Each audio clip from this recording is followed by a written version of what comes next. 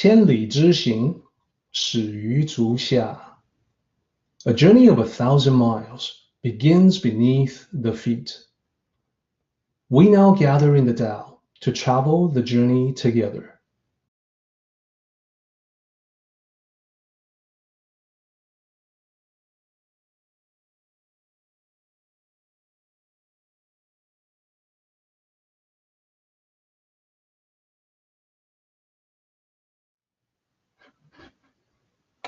So as usual, let me begin by reading the chapter from beginning to end. Chapter 14. Look at it. It cannot be seen. It is called colorless. Listen to it. It cannot be heard. It is called noiseless. Reach for it. It cannot be held. It is called formless. These three cannot be completely unraveled, so they are combined into one. Above it, not bright. Below it, not dark. Continuing endlessly cannot be named. It returns back into nothingness.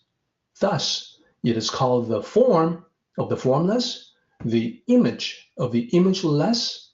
This is called enigmatic. Confront it, its front cannot be seen. Follow it, its back cannot be seen. Wield the Tao of the ancients to manage the existence of today. One can know the ancient beginning. It is called the Tao axiom. Okay. So to break it down, note the repeating characters in lines 2, 4, and 5. There are also repeating characters in the middle of line 1, 3, and 5. So 2, 4, and 6 have repeating characters. 1, 3, and 5 have repeating characters. Hopefully you can see that. So those definitely go together, and 7 and 8 are conclusions based on the previous 6 lines. So naturally, that forms one section. Then below, we have another big section, and you can probably tell, highlighted in red, lines 16 and 17 have a whole bunch of characters in common. So that's the middle section, section 2. These are all descriptions of the Tao. Then at the very bottom, we have the concluding section, 4 lines about the ancient Tao being applied to the existence of today. Now, when Lao Tzu talked about today, he meant 2,500 years ago. But when we talk about today, we mean right now in the year 2019. It is the Tao axiom that we're going to be studying today, going forward. So let's go ahead and tackle the first section. What I would like to do is to focus on the first 6 lines first.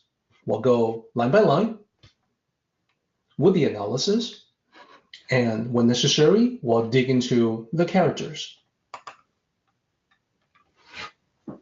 So lines 1 and 2, look at it, it cannot be seen. It is called colorless.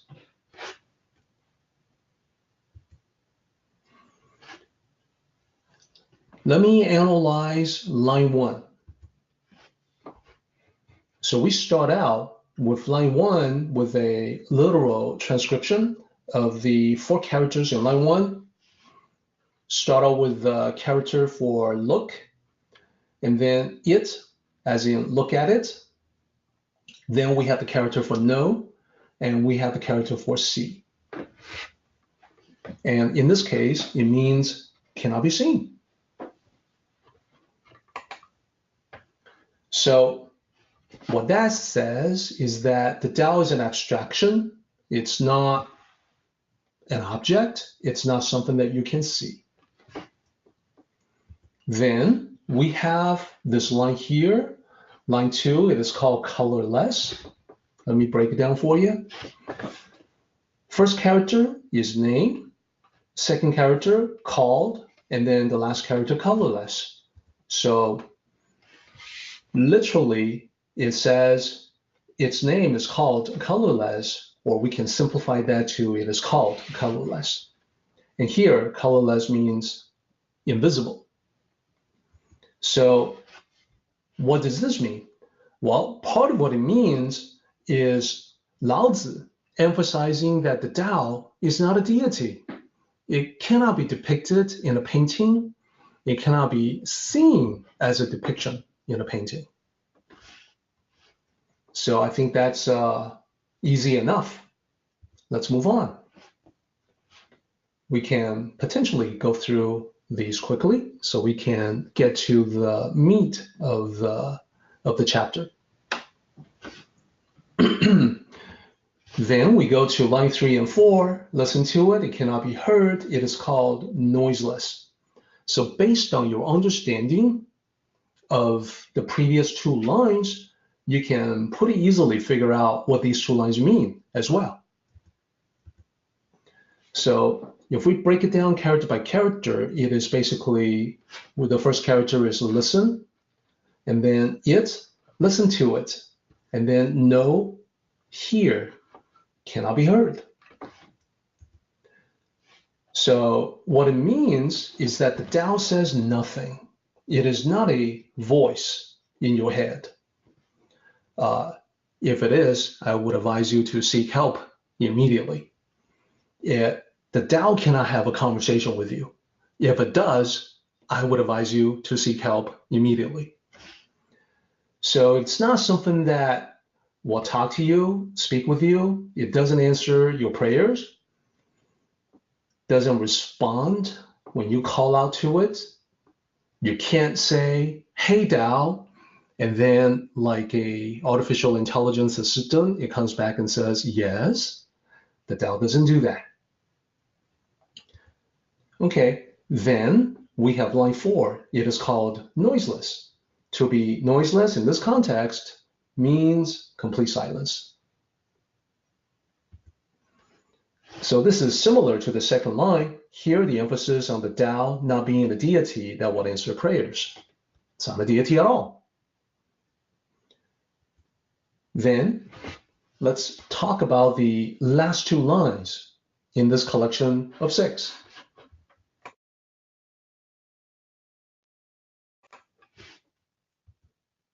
Here, we have 4 characters that are in a similar format as the previous 4 lines, as line 1 and 3. Reach it, no get.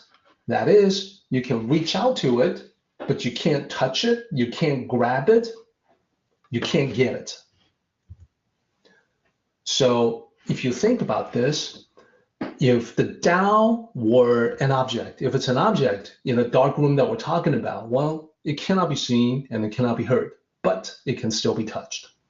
So this is to say the Tao is not an object at all. Then I want to highlight this character here. This character is pronounced Wei. In modern Mandarin, this character means small. In this context, it means formless. Formless like smoke or fog. Smoke and fog, you can see smoke or fog. It can be seen by the eye, but it cannot be grasped by the hand. You know, you touch smoke, you touch fog, you can see that you're disturbing it and changing it, but your hand will not feel much of anything. So looking at this character, Wei, meaning formless, it seems like a very Tao-related character, doesn't it? Because the Tao is formless. There is another character that's also, I think, related to the Tao, and that's the character for soft, ran. So now I want to take a brief detour, just for a short time, to talk about something that's not Tao related, but will give you a little bit of insights into Mandarin. So it's not related to this particular chapter, chapter 14, but that's okay. It won't take us long to make our way through it. I thought it might be interesting. Here's the detour. These two characters that you see here, wei ran. First character means small. Second character means soft. Small and soft. What is that? Like a little kitty cat? No, that's not what it means. Nowadays, this is one of the most common terms in Mandarin-speaking parts of the world. So you will encounter this all the time. If you were to travel to a Mandarin-speaking part of the world. So the challenge to everyone, this is not meant to be serious. This is just meant to be fun. Question for everybody. Can you guess what it means based on the above or based on your knowledge of Chinese culture? So I'll wait a moment for everybody to attempt a guess. Does that have a meaning specific to the Tao? No, it's not Tao related, but if that's your guess, feel free to submit that as your possible answer. Nobody wants to attempt a guess?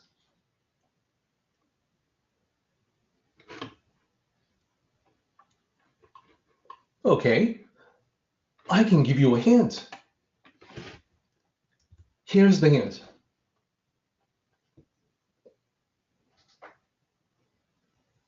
Now, what do you think? These two characters, what do they mean?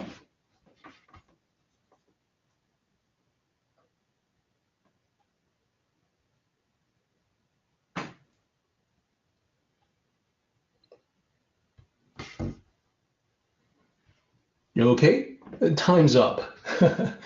The answer is wei ran, small soft. That's literally the name of Microsoft in Chinese. If you take a look at the photo, you'll see the Microsoft logo down here, and then you will see those two characters in front that I have up here. So small, well, that's micro. That's what micro means small.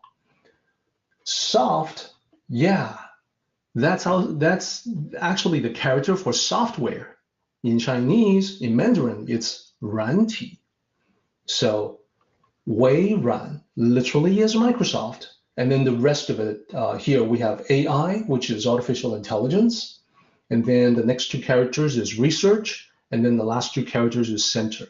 So literally that says Microsoft Artificial Intelligence Research Center. And these are the AI researchers employed by Microsoft, over in Asia. So that's a brief detour. Like I said, it's got nothing to do with chapter 14. So let's get back to chapter 14. I just thought it might be a fun little break.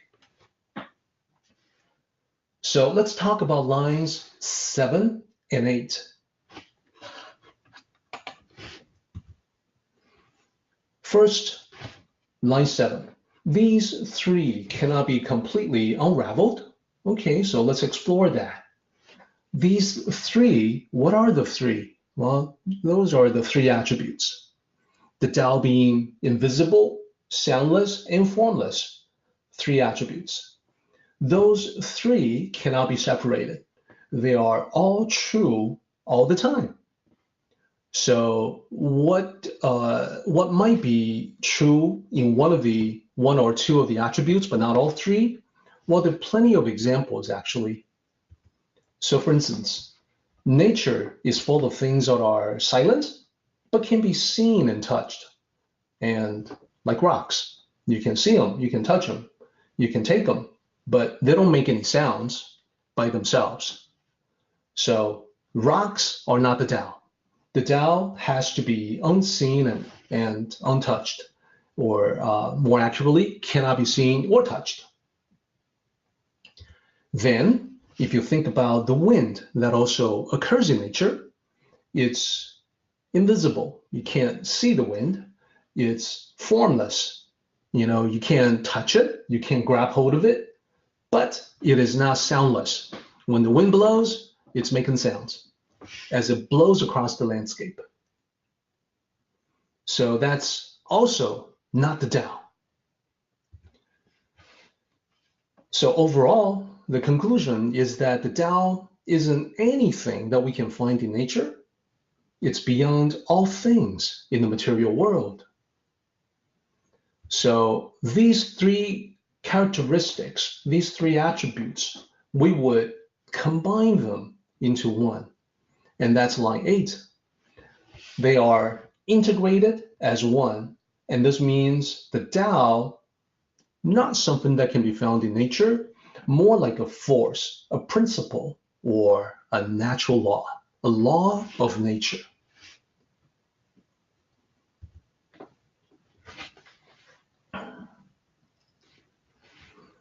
So let's explore line 9 and 10 a little bit.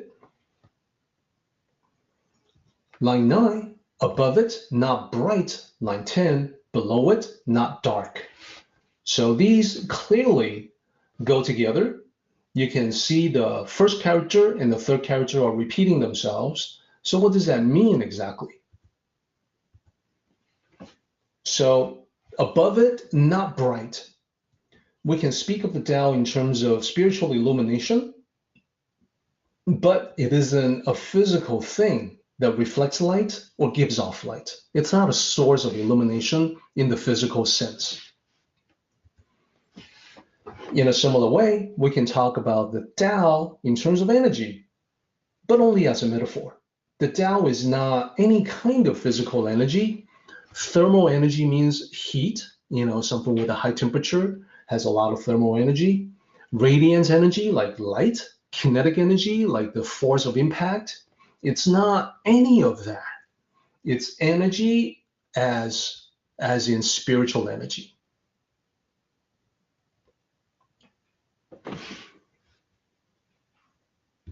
So to continue on, what about below? So here's the thing.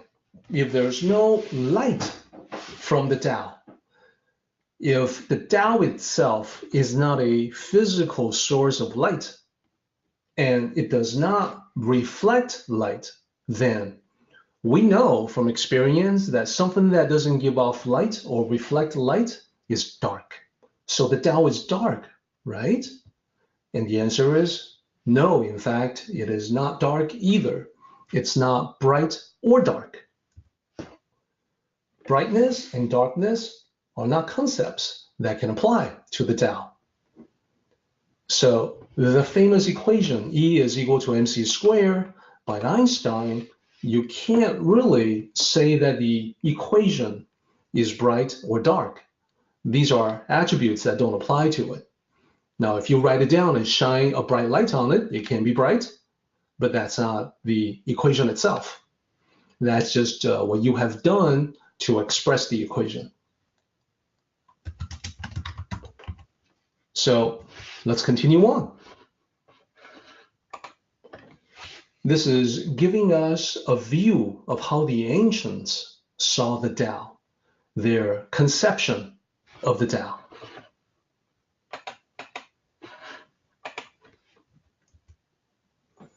Then we have lines 11 and 12. So we've got repeating characters here, which in Mandarin is used for emphasis. So let's talk about what that means. So you can tell in the translation that basically the meaning is continuing endlessly. So why does that apply to the Tao? Well, because whatever it is that allows for life in the universe, it drives reproduction and evolution. Whatever that is, we call that the Tao. Perhaps another name for that would be the force of life or just life. or the essence of life. Maybe DNA, whatever it is, we call it the Tao, because it seems to be the way of all of that to reproduce one generation after another. So the Tao is endless. The Tao is eternal. The Tao goes on forever. Life derives from the Tao, and that is why it continues on generation after generation. That's the concept. Next, we have 不可名, cannot be named. So all the names we come up with for the Tao, including the Tao itself, are just labels of convenience. The Tao doesn't really have a name. We're using a label so we can talk about it, but that's not its real name. It doesn't have one. Here's the thinking behind that. People have names. How do people get names? You have a name. How did you get a name? Well, you were given a name when you were born. Your parents named you. So what if you have something that's got no predecessor, no parents? Well, the Tao predates everything. So what's there to give birth to the Tao or to give it a name? Well, nothing. So it's got to be beyond given names. That's why it doesn't have a name. That's the thinking behind the idea of the nameless Tao. Okay, so we're getting close to the end of our meeting today, so I want to do a quick preview of what we'll talk about next time. Next time, we're actually verging upon an important concept, the concept of nothingness, returning to nothingness. So let's do a quick preview of that. What we want to talk about is that everything comes from the Tao, including you and me and everybody else. All things ultimately come from the Tao. Because of that, when we're done in the material world, we need to return to the Tao. The reason why is because we're no different. We also come from the nothingness of the Tao. It's the source of everything, including us, and it's where we're going back to when we're done here. So when we look at things, material things in the universe, we note that everything comes into the world, everything travels the great circle of existence. At some point, it returns back to the source. We're no different from that. We come into this world, we make the best of our time here, and then we return back to the Tao. Here's the point, and here's the point that bears upon the year 2019.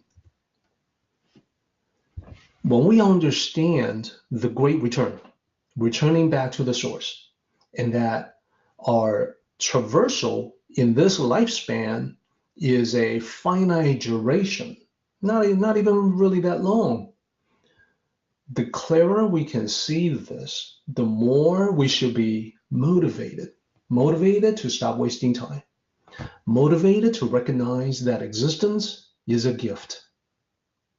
So we'll pause here. This is right before we go into a sequence on the Tao cosmology, where something comes from nothing. So we have to pause here and begin on that next time. And for now, what I would like to do is to jump to the conclusion, to the summary. The summary actually you will recognize as being the same summary as from last time, but this time because of the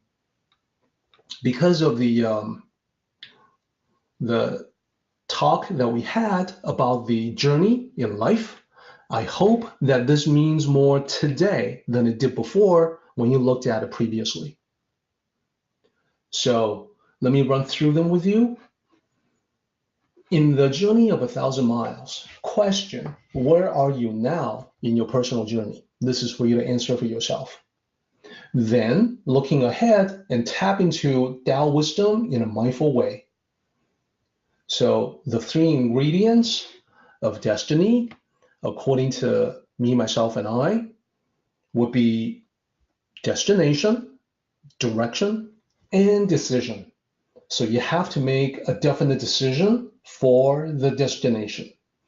You have to figure out the direction that will take you to the destination. Then you have to commit yourself completely, just like that quote. And then act on the above by taking your first step. You would think that it's, normal and natural that two will lead to three, but I have seen cases where somewhere along the chain, this is broken, and so, that first step is never taken. Number 4, you got to keep going until the steps, one step after another, become second nature to you. Now, as you travel, you're going to want to notice how things are going in your journey so that you can make intelligent course corrections as necessary. And you can expect to be doing this many times over the course of your journey. So number 6, the more you are on the journey, the better you get at it. Just like my friend who noted that when he took on the 30-day push-ups challenge, halfway through it, he noticed a dramatic improvement in his form. Toward the end, he noticed a dramatic improvement in his motivation to continue, to extend the challenge. The same kind of thing will happen to you. That's part of the rain of the sweet dew, is that you will notice yourself getting better in every way, and you are actually even getting better at continuing the journey. So then, lastly, number 7, all kinds of help will materialize out of nowhere. Help from yourself as you become a better person, help from other people naturally and miraculously. Our meeting has come to an end, but the journey continues on. Let us travel safely. Until next time, may the Tao fill you with peace and happiness.